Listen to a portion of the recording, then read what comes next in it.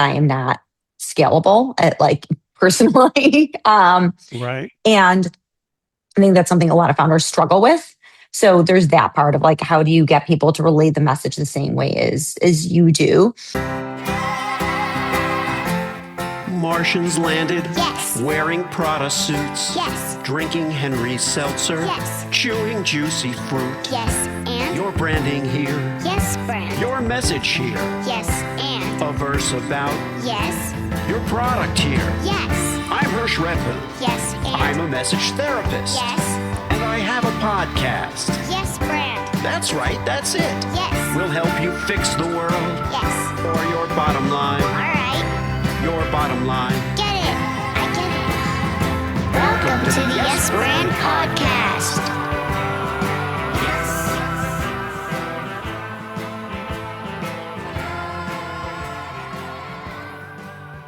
So tell me about your drink routine on a given day or today. No. On any given day, it's kind of the same. I like my drinks, clearly why I started a beverage brand. But I always start in the morning, big glass of water, 24 ounces of water before I work out and while I'm working out. Then I switched to making matcha. I love my matcha every morning. The one thing I take the time to do, I like literally make the ceremonial grade matcha with the whisk and the bowl and the whole thing. Then I switched to my very large espresso. That's a big espresso. I made myself a cappuccino like a quadruple espresso. I like to be well caffeinated.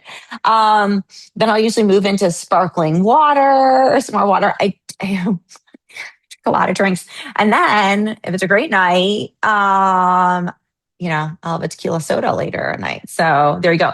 And then I usually have my night, most like weeknights, if it's not a tequila soda night, with a cup of tea. And then actually usually another cup of warm water with magnesium powder. I know, gosh. Now my family knows I always have to go to the bathroom. I don't know when you sleep with that drink schedule. All right, let's get this started. For the audience listening or viewing, welcome to Yes Brand. This is where we explore what it really takes to build a brand that stands on its own without you having to explain it for the rest of the world and for the rest of your life. I'm Hersh Rephun. Today, I am here with Mara Smith, the founder and CEO of Inspiro Tequila. And Mara is a mom of three. She's a former attorney and corporate strategist. And as the founder of Inspiro Tequila, she launched it after realizing that there wasn't really an additive-free tequila that really spoke to her or to women like her. So she set out to build something clean, craft, and modern while also bringing more female perspective into a traditionally male-dominated industry. Inspiro is proudly distilled, owned, and led by women. And Mara, we are very happy to have you here today. Thanks for having me. It's a pleasure. You've built something that clearly works when you're in the room talking about it. And that's the case. A lot of founders can relate to this. People experience it. They get it. They connect. You do a lot of things, a lot of live events and probably a lot of virtual events too. But now you're at a point where the business has to run or work or grow without you necessarily being in the room. It has to live on a shelf. It has to live through a salesperson or a distributor. And that's where the brand aspect gets really interesting, because what scales isn't just the product. It's whatever people think it is the moment they come in contact with the product, and I'm curious what you're seeing there. Yeah, there are a lot of layers there, right? So we're talking about like one, my cloning project has not worked out well. So I've not figured out how to do that and clone myself. Yeah. And a little bit of I feel like the founder's dilemma of control versus scale, right? So can you give up some control and not be the one representing in the, in front talking about the brand all the time in order to scale because I am not scalable at like personally. Right. And I think that's something a lot of founders struggle with. So there's that part of like, how do you get people to relay the message the same way as you do? And I think part of that probably is about consistency. So if I'm always consistent and I'm always saying it the same way, hopefully that can get my message can get relayed in, the same way. It's hard to get my voice over and over for other people. So I think that's a piece of like when I have to be represented by distributors and salespeople in the markets and everyone, even how we show up on marketing, social media, like someone else is managing that. How do they kind of stay consistent to my like tone and voice and how I would say it? And then I think the next part that you touched on is even further removed. So one of those is like, okay, how do I get someone to go and in person talk to people or share information personally with people to represent me? The other part is like, you're talking about being on the shelf. Well, that is like very removed because no one stands and, I mean, that would be actually impossible standing in front of the product at every store on the shelf all day and relaying the story. So there is like, how do you get your product to speak to people on the shelf? And so that is like, you know, one, you try and make them as informed as possible before they go into the store. So they've heard about it Yeah. because picking it up off the shelf in a sea of tequilas is really hard if they've never heard about it before. But I do think we did do some things to purposefully also stand out on the shelves, right? Having this custom designed bottle, our bottle is a custom shape. It's actually patented. It looks different. It stands out in the sea of tequilas. Having messaging that's right there on the bottle. We have these little like bottleneckers to talk about, our differentiators or that we're a woman owned company or certified B Corp or things like that, or giving a great recipe. So those are like the little things you could do to try and like stand out on the shelves. But so much of that is getting to consumers before they even walked into the store. And a big part of Right. that is the first part of like, how do you get people to relay the message and what we're about and how we're different? You know, you we're a Well, clean additive-free tequila that's very approachable and easy to drink. And for discerning female consumers, like how do you get that and get to those consumers beforehand? well, I wanted to ask you about that also, because a few questions come to mind and good for the audience to know. Why tequila? Why tequila? And why a women-focused brand? Okay, well, clearly we know I like to drink a lot. No, I'm just kidding. Different types of beverages. Just but really the reason became tequila. So listen, I knew I was going to start a company. We talked about my past. My past was like, I was a lawyer. I worked in corporate strategy, and then a stay-at-home mom for over 16 years. So that's a very significant piece of my background. I knew I wanted to start something on my own. I knew I wanted to start my own company. Re-entering the workforce after being out for so long, it was going to be impossible to like knock on other people's doors. I knew I was going to have to build my own door and start something on my own. Um, and I kept coming. I love food and beverage, the whole category. So I knew it was going to be one, a physical product because I've been in service-based industries like all my life, and I wanted like a physical product. Two, I love food and beverage, the whole category. Literally, I mean, my family's about to kill me because I order so much stuff. I just ordered a product on Shark Tank in last week's episode, and I bought, and you could only buy them in bulk because I now have like 4 huge containers of this product that no one really is enjoying in my house. But so I love taste testing. I love everything in the better for you category. The reason it became tequila, I kept coming back to tequila. I'd become a tequila drinker because I thought it was like just a better option as far as an adult beverage.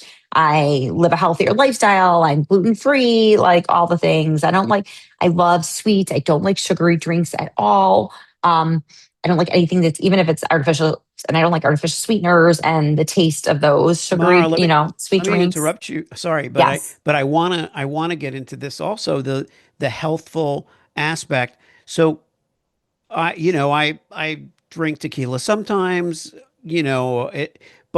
but what is the based on, comparing it to other alcohols? Yeah. So What's the take? I'm And I not know going you to. have an additive free one, but Yes, ours is additive free. I can't compare. Listen, I'm a lawyer. In my former life, I'm not going to tell you that alcohol is healthy or that any alcohol is healthier than another alcohol like that. I'm not going to make that claim.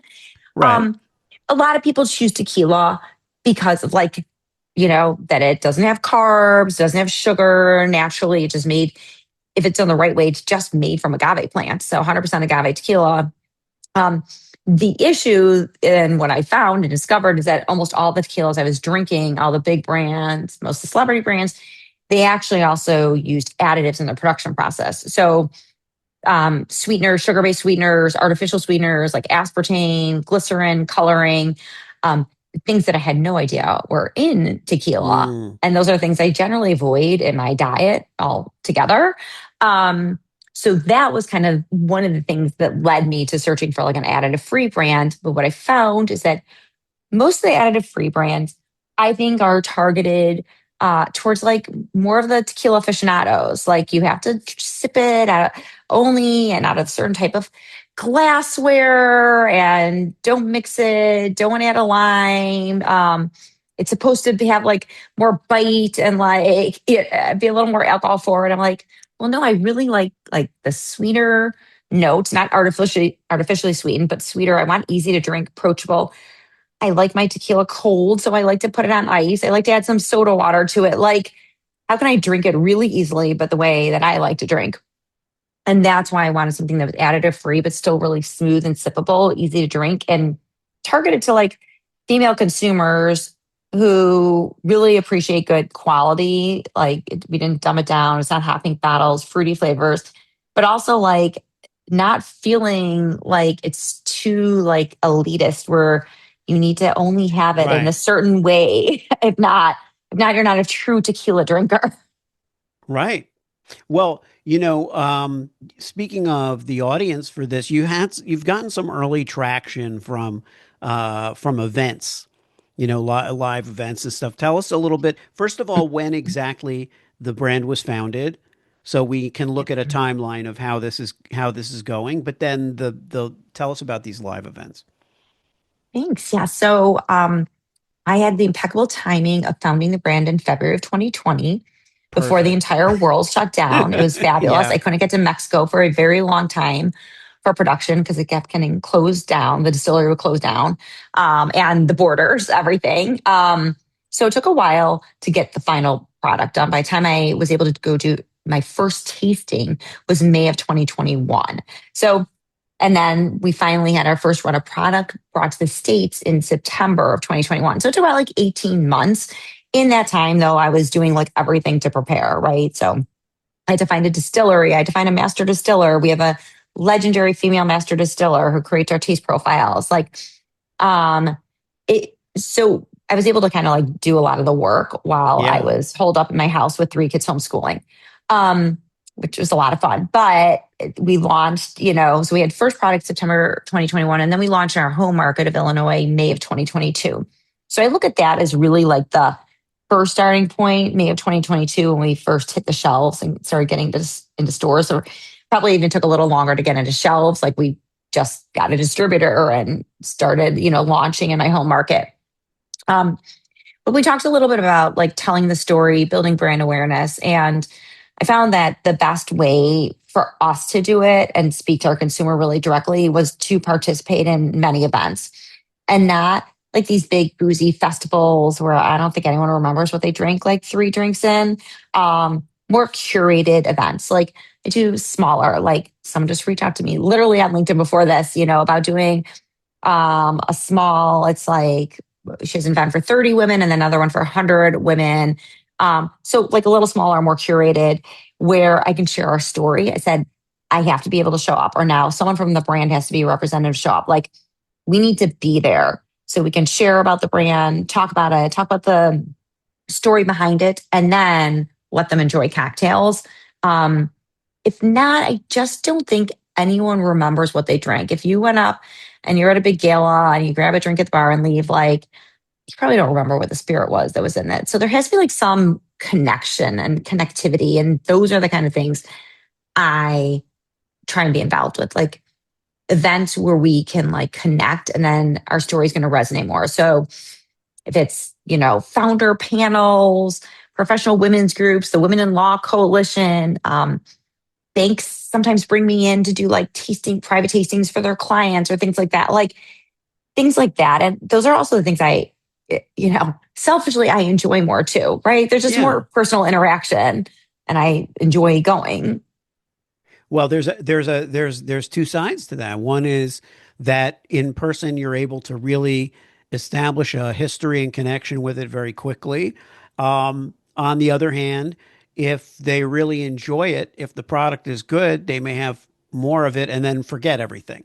So you so it's a double-edged sword. But you had mentioned I don't know if it was when you were writing me about it or when we talked about it previously, but that people get it wrong all the time. And I'm wondering, what do you think it Yes. is? What do they think that Inspiro, is it pronounced Inspiro or Inspiro. Inspiro? Inspiro. I know I was like close No when I problem. was introducing it. Inspiro, what they think it is when they encounter it without you there. Yes. And I'm going to say first, preface this by I have like gotten a little more relaxed about this Hmm. because I'm a lawyer. I like everything. I'm an accountant as well. I like everything to be exactly factually correct. I don't like anything to be at all misstated when someone says something. Yeah. So, because that is like where I come from, my mindset. And I am learning to let that go a little bit because does it really matter if people's perceptions or what they think it is, or maybe they portray it like they say one thing, if they present the tequilas, oh, well, this tequila is gluten free. I will say, well, all tequila is naturally gluten free. Like ours is not, that's not our unique selling proposition. But I also have to let that go a little bit because it is on it's on our packaging, it's on our messaging, because some people don't know tequila is naturally gluten free. So even if that might not be what I would lead with, I have to kind of become more okay with that because, as we talked about from the beginning, having other people share your story, it may not be exactly the way I would share it, right? I, um, I start with like a little bit of a different story depending on who's coming up to talk to me and what the tasting is. So, if I can tell, I literally walk up and down the aisles all the time. And I was yesterday and I could see someone looking at like the additive free tequila section and looking like really good quality tequilas. For them, I'm going to talk about as being additive free, how we use different types of aging, um, you know, barrels for aging. Our Blanco goes into bourbon barrels, our Rosso Reposado is the first one in rosé wine barrels. Like I'm going to come from that perspective because they seem to be someone who's like tequila curious and maybe someone knowledgeable. Now, Yeah. someone else in that same position, a salesperson that, representing us may have come in and said, oh, do you know this tequila is locally owned and they're distilled, owned, and led by women? I wouldn't have started with that because that consumer, that might be like a secondary, like Right. nice extra Right. benefit, but not the reason that they would want to try Inspiro Tequila. But I also have to be okay with that because everybody's going to leave with something different. And it may not be exactly the way I would do it, but I have to, just trust that people can relay the message and however they want. I have friends who share it and talk about it, and they probably aren't going to get it exactly correct or how I would say it. But I have to be okay with that because bottom line is they're sharing it with people. And that's, what I care about the most. Well, that's a good point that you make about sharing it with people, and at this stage in the brand's life, let's say, you may feel, well, it's really important to have the name get out there, and as you build a sales team, It's not, like people will say, oh, I look for the best salespeople. I look for salespeople who can do this, who can do that, and the question isn't really can they sell it? It's what version of Inspiro are they selling before they even realize it, you know, because they're interpreting and the people on the other side are interpreting. And you've been really intentional about building your personal brand. Does it feel like right now your personal brand is carrying the meaning of the brand? That is a great question, and I would say they're very intertwined. Like for me, personal, professional, there are like no real lines right now, right? This occupies most of my time from regular working hours to non-working hours, right? Yeah. And I am very much ingrained into the brand.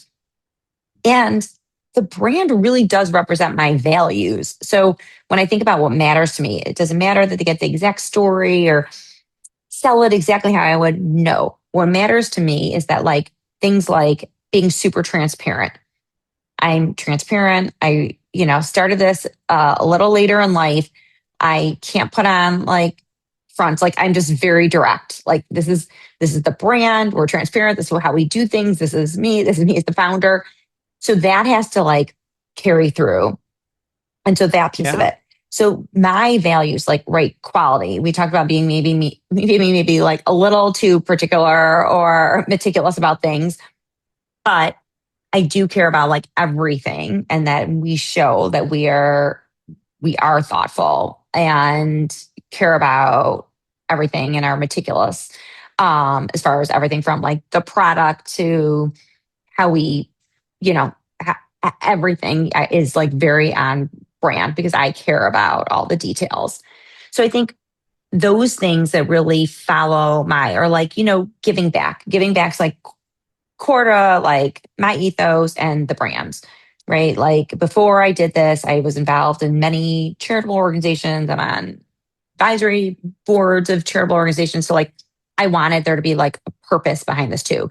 Giving back purpose and also the purpose, like I think of being a certified B Corp as, we have giving back initiatives, but we also have a much greater initiative, which is to like elevate other women in business. So like if that's core to everything we do, and that has to be something that like, um, you know, runs through everything we do as well. So like Yeah. that's part of me and shows up in the brand. So I think there are things that just like align and they're maybe my personal values, but they also show up and I I wouldn't know how to like separate them. Right.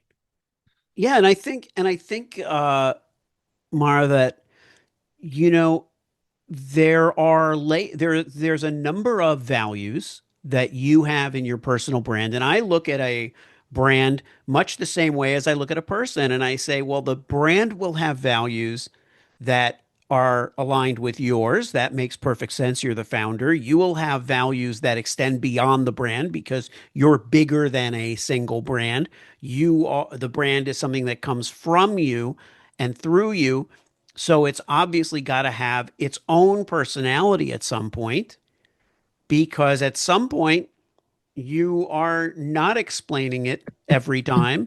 And certainly, and salespeople are doing it, wholesalers are Yeah. doing it, retailers are doing it, and customers are doing it. So at some point, there's a core thing that you're going to want them to take away. And it's interesting that you know, there are certain things that you could choose from. Transparency and directness and, upfrontness is a real important quality.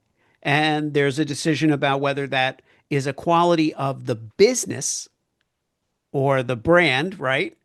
Or both. And obviously it's a quality of yours. And then there is the B Corp side, and there is the audience of women, and there is the led by women. So there's a lot of things to choose from. Um, and I think where you can you can scale distribution and you can scale sales, but if you don't control what people think it is when they first encounter it, then you're ultimately scaling the wrong version. Right.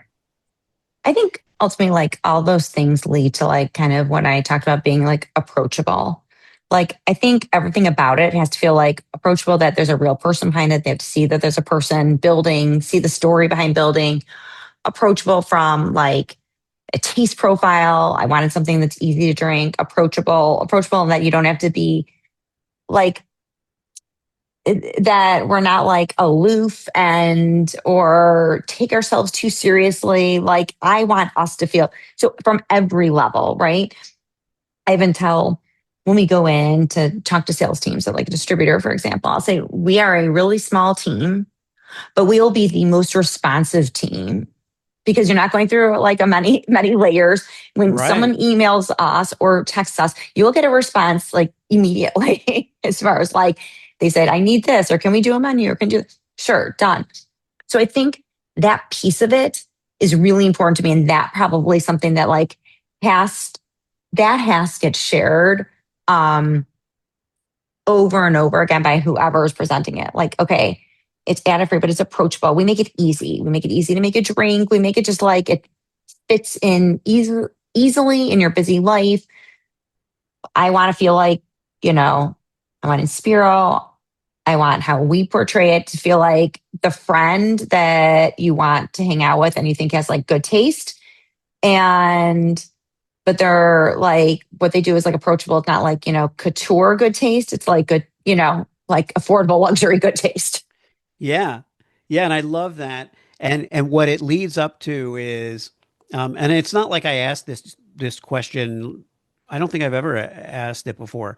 It only came up because um when we opened this conversation, we were talking about your habits for the day, your drinking habits for the day, and you start at one place. It makes perfect Yep. sense. You start at water, then you go to matcha, then we're going to that enormous. I hope that people are looking at this on YouTube where they could see this enormous goblet of I don't coffee, mess around. of cappuccino. Was it a cappuccino? Cappuccino. Yeah.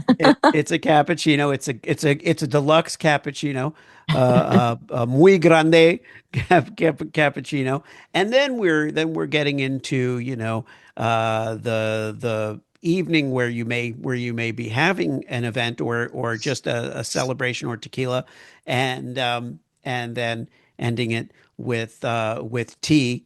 I think I nailed it pretty well in You got recalling the thing. But here's my question, and here's where I'll give you the last word so you can take us out.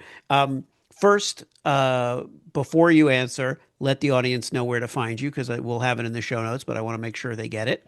And then, what is the last thought that you have at night about your brand?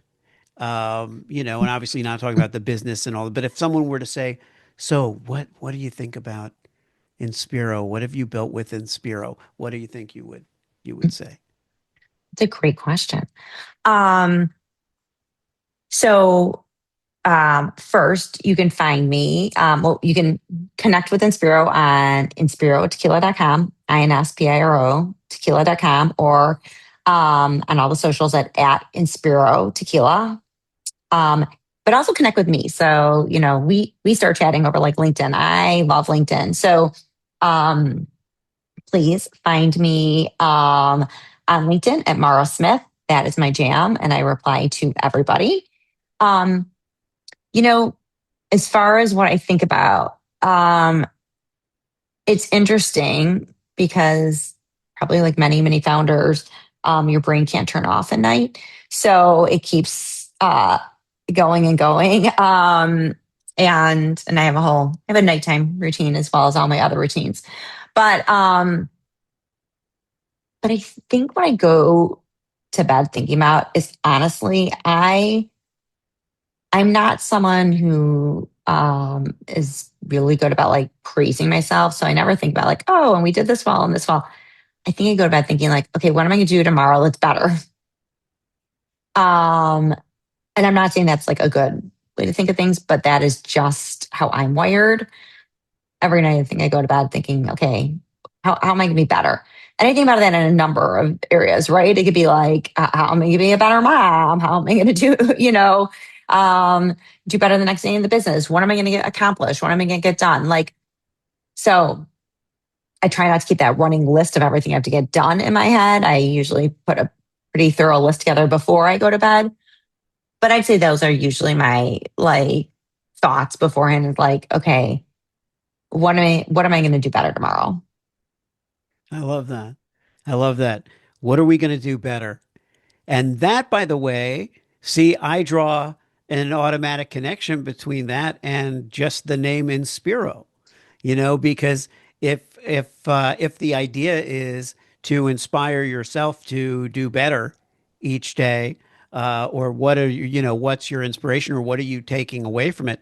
That right there is a great message for the listener, for entrepreneurs and business people who are building their own brands, whatever the industry is, and tomorrow is always a chance to do better. Thank you so much, Mara Smith, for being on Yes Brand. Thanks for having me. Alright. If you liked the show, Yes, and? it worked for you, Yes, then? subscribe and leave a Yes, friend. 5-star review. Yes, friend. Tell all your friends. Yes, friend. Get your branding here. Yes, friend. Get your branding here. Yes, friend. Did I make it clear? Yes, friend. Get your branding on Yes. before they're gone.